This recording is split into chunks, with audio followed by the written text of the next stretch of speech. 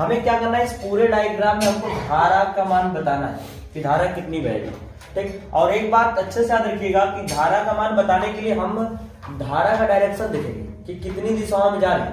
जैसे अभी आई एम्पियर है, I1 हो गई, कहने का मतलब आई एम्पियर जा रही है तो I1 क्यों हुई, मतलब धारा कम क्यों हुई, मतलब कहीं और भी जाने लगी तो धारा मतलब कम हो गई। समझा रहे नहीं? जैसे कि आई एम्पियर की धारा ऐसे जा रही है, आई एम्पियर है मान लीजिए, आई एम्पियर की धारा ऐसे जा रही है। अब एक डायरेक्शन में इधर गई, पूर्व साइड चली गई, इधर उत्तर साइड में ना, तो दो डायरेक्शन में जब धारा विभक्त हो जाती है तो क्या कहते हैं कि समांतर क्रम में ऐसा संयोजन होता है जिसमें धाराएं अलग अलग दिशाओं में जाती है ना, सब में धाराएं अलग अलग, I1 I2 I3, समांतर क्रम में धारा का मान क्या होता है, विभिन्न होता है, अलग अलग होता है। तो कहने का मतलब, और यहाँ देखिए जस्ट I1 धारा के लिए यहाँ I1, यहाँ I1, यहाँ I1, ठीक ना, तो I1 के लिए क्या है, 1 ओम, 4 ओम और 1 ओम, ठीक ना, 1 ओम, यहाँ पे 1 ओम, 4 ओम और 1 ओम, ये किस क्रम में है, श्रेणी क्रम में। तो एक इस श्रेणी क्रम में क्यों, श्रेणी क्रम में इसलिए है क्योंकि धारा एक ही I1 बह रही है, I1 धारा बह रही है, और I1 धारा के लिए प्रतिरोध भी क्या है, सेम। प्रतिरोध का मतलब कि एक ही दिशा में सेम ना होकर, मतलब कि सेम का मतलब ये है कि इसी धारा की दिशा में कोई चालक तार इस तरह से है, मान लीजिए इस तरह से, इसको सीधा कर लीजिए ना, यहीं से इसको खोल के ऐसे सीधा ऐसे करेंगे तो धारा एक ही बह रही है, धारा एक ही बह और प्रतिरोध कई ठो, तो एक श्रेणी क्रम ही होता है ना। तो यहाँ से आप सीधे से पकड़ लेंगे इसको कि यह इधर डायरेक्शन में गया, इधर डायरेक्शन में गया, मतलब यह इतना तारे और हाई पूरा इतना ही, पूरा मिला के दोनों समांतर क्रम होंगे, लेकिन 1 ओम, 4 ओम और 1 ओम, अगला का दूसरे के पहले से, दूसरा का अगले के पहले से, मतलब ई तीनों किस क्रम में है, श्रेणी क्रम। तो यहाँ से लिखेंगे उसको सॉल्व करते समय कि 1 ओम, 1 ओम और 1 ओम, 4 ओम व 1 ओम किस क्रम में है, श्रेणी क्रम में।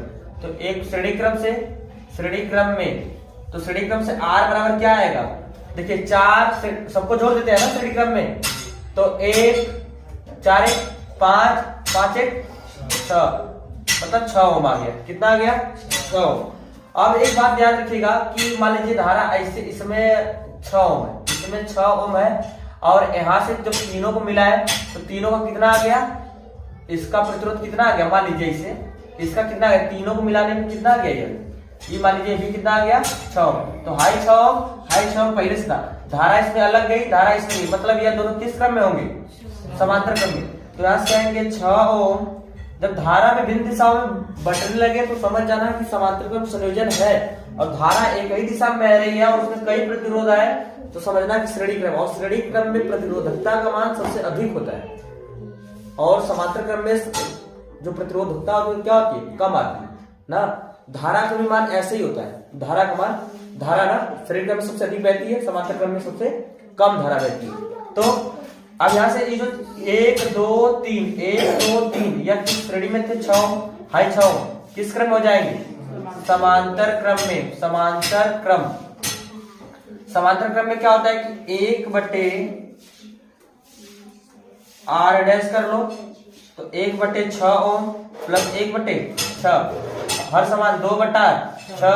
अब ई आ जाएगा ऊपर, r डैश गया ऊपर तो 6/6 आ जाएगा ऊपर, 2 नीचे, यहाँ कितना आएगा 3 ओम। मतलब यहाँ से इन दोनों के बीच इस पूरे सर्किट डायग्राम में यहाँ पर पूरा कितना प्रतिरोध आ गया, 3 ओम। 3 ओम ए, और हाई देखिए इससे यह जुड़ा किस क्रम में बताइए, तो 1 ओम और 2 ओम किस क्रम में है, श्रेणी क्रम में। तो 2 1 3 ओम हो जाएगा, और इन पूरा को हम निकाल चुके हैं, कितना प्रतिरोध इसमें है, 3 ओम। तो यहां से कहेंगे पुनः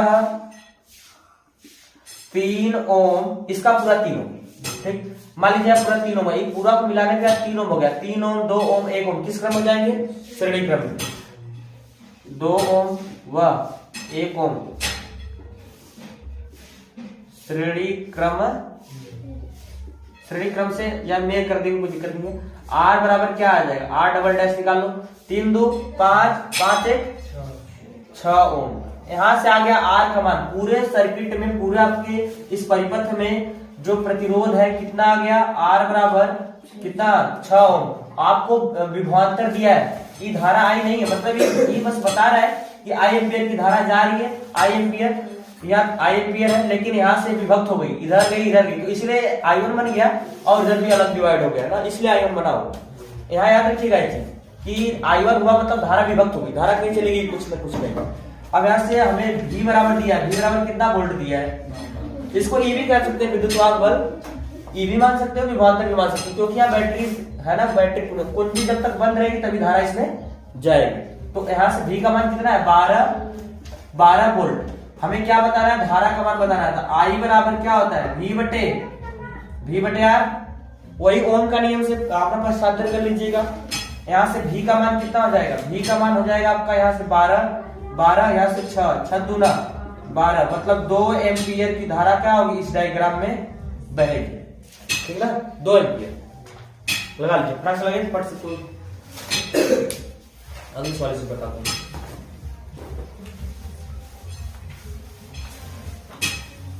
दो वोल्ट का जो आवेश को स्थापित करेगी, ठीक है, इतना वोल्ट की बैटरी है।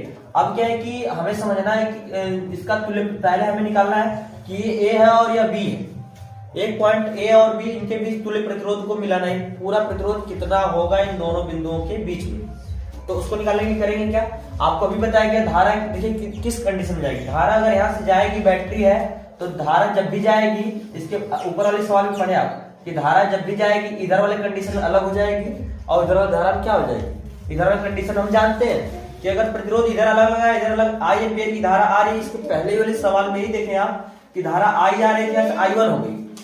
तो अगर पूरे परिपथ में धारा I निकाल ले रहे हैं तो ये बात याद रखिएगा, 2 ओम के लिए जो विभवांतर पूछ रहा है इसके लिए हम I1 धारा अलग निकालेंगे, तभी इसका विभवांतर आएगा, नहीं तो आएगा नहीं।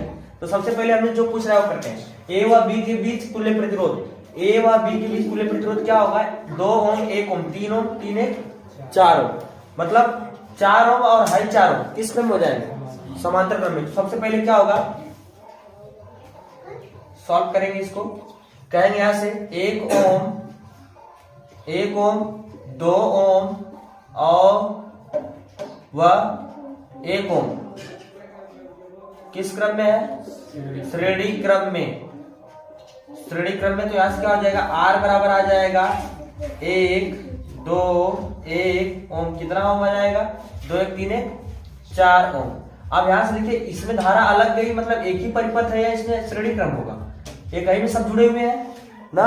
अब यह कहीं जुड़े, मान लीजिए एक ठो आ गया 4 ओम, पूरा 4 ओम आ गया और हाई 4 ओम, एक हाई आया कितना 4 ओम, किस क्रम हो जाएंगे, यह और इधर का पूरा एक यह और यह किस क्रम हो जाएंगे, समांतर क्रम में।